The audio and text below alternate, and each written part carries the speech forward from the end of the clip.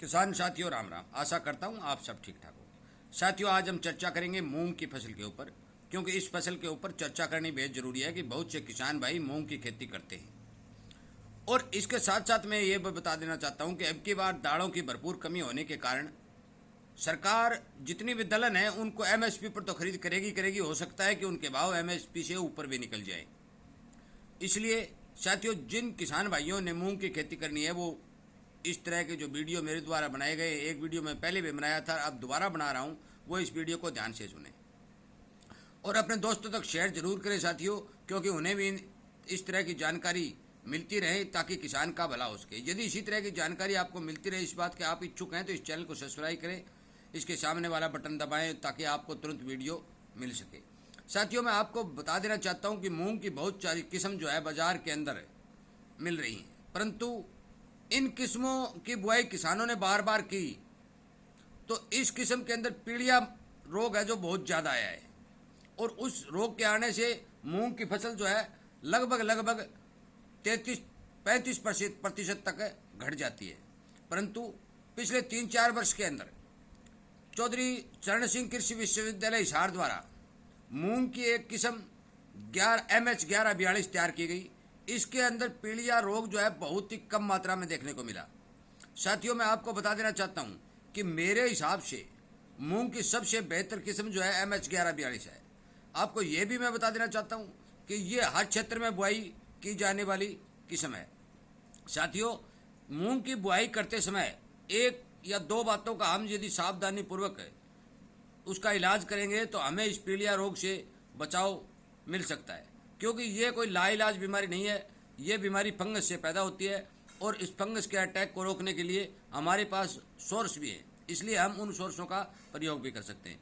इसके साथ साथ मैं आपको ये बात बता देना चाहता हूँ कि मध्य प्रदेश सरकार ने एक पोर्टल लॉन्च कर दिया है और उसमें मूंग और उड़द की MSP के ऊपर खरीद करने की जो योजना है वो चालू कर दी है। उस पर किसान अपना पंजीकरण करवाएगा और MSP पर बेचेगा।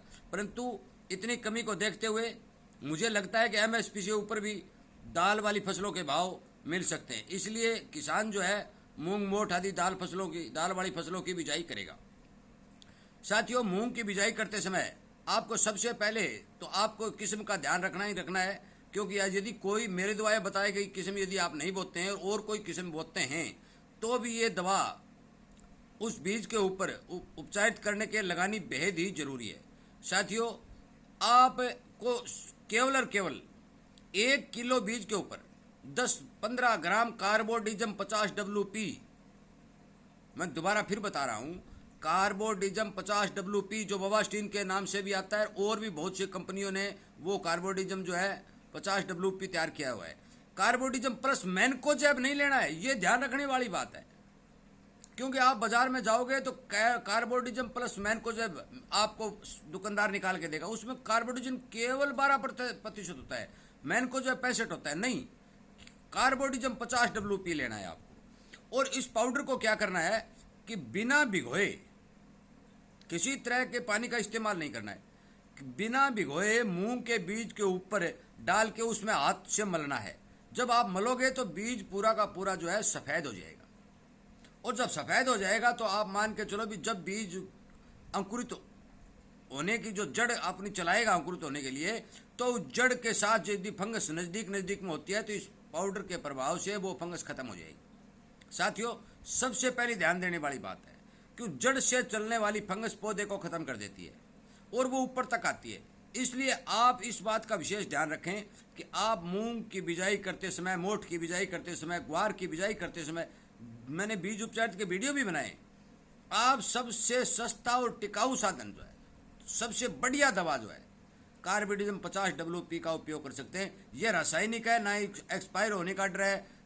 हाँ इतनी बात है कि कई कंपनियां थोड़ी अड़की बनाती हैं, आप ठीक कंपनी की दवाई आप लेंगे तो उसका रिजल्ट बेहतर मिलेगा। जैविक में ट्राइकोडर्मा आदि से उपचारित किया जा सकता है। यदि आप ट्राइकोडर्मा से उपचारित करते हैं तो भी उसको भिगो के करना पड़ेगा और उसकी देखभाल ये रखनी होगी कि ट्राइकोडर्मा यदि 25 डिग्री 30 डिग्री तापमान से ऊपर वाला आपको मिल गया या पुराना आपको मिल गया तो ट्राइकोडर्मा का असर खत्म हो जाएगा। इसलिए ज़्यादा किसान मेहनत नहीं करता, मुझे पता है इस बात का कि वो ध्यान नहीं देगा ट्राइकोडर्मा पर। जैविक खेती करना थोड़ा कठिन होता है और जैविक उत्पादों को संभाल के रखना भी कठिन होता है। इसलिए मैं ज़्यादातर किसानों को रासायनिक से उपचार करने की सलाह देता हूं कि आप रासायनिक से उपचार जरूर करें। साथियों, मूंग की छोटी फसल के ऊपर आप कार्बोडिज्म की स्प्रे भी कर सकते हैं। यदि 50, 30, 35 दिन की यदि स्प्रे फसल हो जाती है तो आप कार्बोडिज्म की एक हल्की सी स्प्रे भी निकाल सकते हैं। और वो जो बिजाई होने के बाद में जो है एक वीडियो बनाकर अपलोड करूंगा, उसमें आपका फायदा भी होगा। साथियों, मौके पर बात यह है कि किस्म कौन सी बोए और बीज उपचार कैसे करें। तो किस्म में मुझे लगता है कि चौधरी चरण सिंह कृषि विश्वविद्यालय हिसार द्वारा विकसित की गई MH 1142 जो है वो किस्म अच्छी पैदावार देने वाली है। और बीज उपचारित करने का मैंने आपको साधन बता दिया कि आप कार्बोडिज्म 50 WP से बीज उपचारित कर सकते हैं। साथियों, बाजार के अंदर अनेक प्रकार के बीज मिले, 444, फलाना, स्टार, दिकड़ा। मैं इन सब की सिफारिश नहीं करता। मैं केवल और केवल इस बात पर ध्यान देता हूं कि किसान को सरकारी यूनिवर्सिटियों द्वारा रिकमेंडेशन प्राप्त ही बीज की बुआई करनी चाहिए। साथ साथ मैं आपको यह भी बता देना चाहता हूं कि अब की बार स्काईमैक वाले ये कह रहे हैं कि भी मॉनसून समय पर आएगा और अच्छा रहेगा। तो किसान हो सकता है कि किसान के समय पर बुआई हो जाए और समय पर बुआई होने से प्रोडक्शन बढ़ जाए। इसलिए साथियों, मूंग की बिजाई करते समय केवल और केवल 2 बातों का ध्यान जरूर रखें। एक, किस्म अच्छी लें और दूसरा, बीज को उपचारित करें। साथियों, इस वीडियो को ज़्यादा से ज़्यादा किसानों तक शेयर करके उन्हें ये बात पहुंचाने की कोशिश करें ताकि उन सभी किसानों को इस बात का पता चले और मूंग की बिजाई करते समय वो किसी प्रकार की असावधानी न बरते। ताकि यदि वो असावधानी बरतता है, यदि बिना उपचारित करके बीज बोता है या किसी नकली दवा से बीज उपचारित कर लेता है तो उस बेचारे किसान का नुकसान होने की आशंका बनी रहती है। इसलिए कृपया करके साथियों, मेरे इस वीडियो को ज़्यादा से ज़्यादा शेयर करके हर किसान तक पहुँचाने की कोशिश करें। मेरा आप सभी से विनय निवेदन है कि इसी तरह की जानकारी आपको मिलती रहे। इस बात के यदि आप इच्छुक हैं तो आप चैनल के साथ सब्सक्राइब करके जुड़ सकते हैं। इसके सामने वाली घंटी का बटन दबाएंगे तो आपको तुरंत वीडियो उपलब्ध हो जाएगा। क्योंकि वीडियो बनाते समय तो फसल के हिसाब से, टाइम के हिसाब से वीडियो बनाया जाता है। यही वीडियो यदि 15 दिन बाद, महीने बाद यदि आपको मिलता है तो उसका फ़ायदा बहुत कम होता है। इसलिए तुरंत वीडियो मिलने के लिए इस सोशल मीडिया के ऊपर सब्सक्राइब करके सामने वाली घंटी का बटन दबाना पड़ता है। साथियों, मेरा वीडियो सुनने के लिए, चैनल को प्यार देने के लिए, आपस में तर्क वितर्क करके अच्छी तरह से ज्ञान बढ़ाने के लिए आपका बहुत बहुत धन्यवाद।